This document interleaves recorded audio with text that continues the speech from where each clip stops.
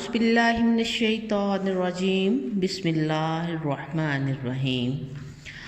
آج تذکرہ ہوگا ام المومنین سیدہ ریحانہ بنت زید کا، جو کہ بنو قریظہ کے قیدیوں میں آنے والی ایک عظیم خاتون تھی، جسے نبی کریم صلی اللہ علیہ وآلہ وسلم نے اسلام کی دعوت دی اور انہوں نے اسلام قبول کیا تو نبی کریم علیہ الصلوۃ والسلام نے ان سے شادی کر لی۔ سیدہ ریحانہ بنت زید نبی پاک علیہ الصلوۃ والسلام کے عقد مبارک میں آنے والی نمبر کے حساب سے 9ویں ام المومنین ہے۔ آپ انتہائی خوبصورت خاتون تھی۔ نبی کریم علیہ الصلوۃ والسلام سے شادی سے قبل وہ اپنے ایک چچا زاد بھائی سے نکاح میں تھی، اور ان کا آپس میں پیار اور محبت مثالی تھا، اور انہوں نے دل میں اس بات کا ارادہ بھی کر رکھا تھا کہ اس خامد کے بعد کسی دوسری جگہ شادی نہیں کریں گی۔ لیکن جب آپ بنو قریظہ کے قیدیوں میں آئیں تو نبی پاک علیہ الصلوۃ والسلام نے انہیں اسلام قبول کرنے کی دعوت دی،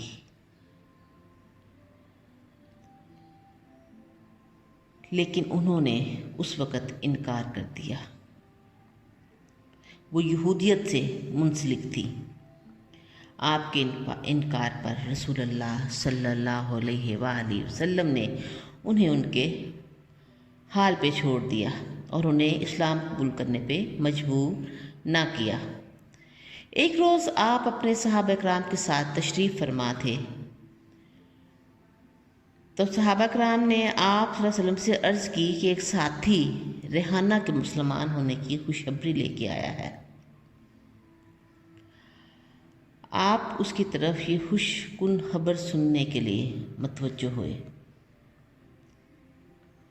اور یہ خبر سن کے کہ ریحانہ نے اسلام قبول کر لیا ہے بہت خوش ہوئے، اور انہیں دلی مسرت ہوئی کہ ریحانہ بنت زید کفر کی تاریکیوں سے نکل کر نور ایمان کی دل آویز فضا میں آ گئی ہے۔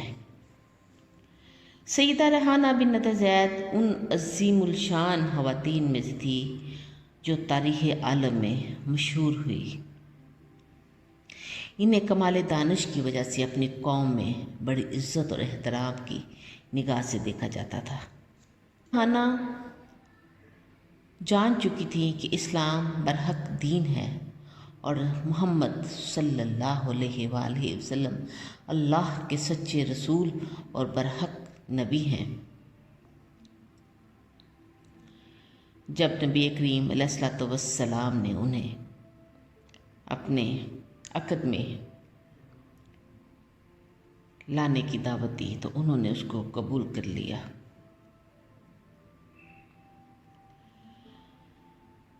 سیدہ ریحانہ کے لیے اس سے بڑھ کر اور سعادت کیا ہو سکتی تھی کہ ان نبی پاک علیہ الصلوۃ والسلام کے ساتھ وہ شادی کرتی۔ انہیں 6 ہجری کو حرم نبوی میں شامل ہونے کا شرف حاصل ہوا۔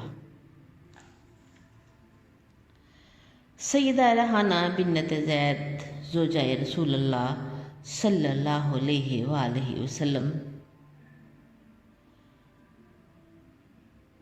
رفاقت مصطفیٰ میں اپنے ایام بسر کرتے ہوئے ان کا دل نور اسلام سے روشن ہو گیا۔ تقویٰ و طہارت سے ان کا ظاہر و باطن آراستہ ہو گیا، اور ہر وقت ان کی زبان پر الحمدللہ رب العالمین کے نورانی الفاظ جاری رہتے۔ سیدہ ریحانہ بنت زید نے نبی کریم صلی اللہ علیہ وآلہ وسلم کے گھر زندگی کی زیادہ بہاریں نہیں دیکھیں۔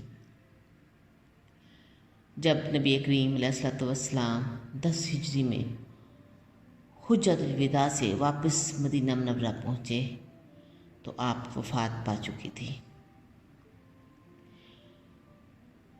نبی کریم صلی اللہ علیہ وآلہ وسلم نے انہیں جنت البقیع میں دفن کیا۔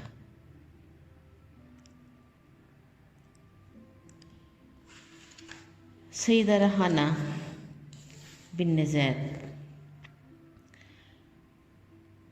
نبی پاک علیہ الصلوۃ والسلام ان سے اپنی محبت کا اظہار اس طرح سے کرتے ہیں کہ اگر تم اپنے قبیلے کی رہائی کا مطالبہ کرتی تو میں تیرے قبیلے کو آزاد کر دیتا۔